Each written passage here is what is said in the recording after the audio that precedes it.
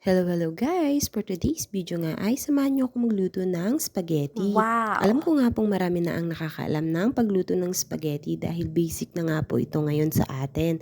Pero syempre, i-share ko na rin po sa inyo kung paano ako magluto ng aking special spaghetti. Inuna ko nang inilagay ang bawang at sibuyas pagkatapos sumunod naman yung hotdog. Pag medyo naluto na nga yung hotdog ay inilagay ko na rin itong corned beef. Ayan nga at imekos-mekos nga lang natin hanggang sa mag-combine yung dalawa.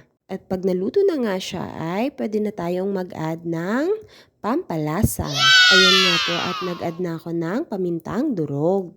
Tansya-tansya nga lang po ang aking measurements. Ayan nga po at nag-add na rin tayo ng Maggi Magic. Hindi yan mawawala sa ating mga niluluto. Ayan at inilagay ko na rin yung kanyang sauce. Ayan at for the mekos-mekos muna tayo.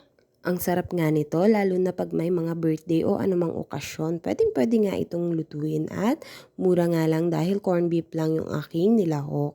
Ayan nga at nilagyan na rin natin ng condensed milk. Ayan nga, yan ang magbibigay ng tamis. Ayan Yummy! nga at nilagay ko na rin yung all-purpose cream or nestle cream. Depende kung ano ang available nga po sa inyo.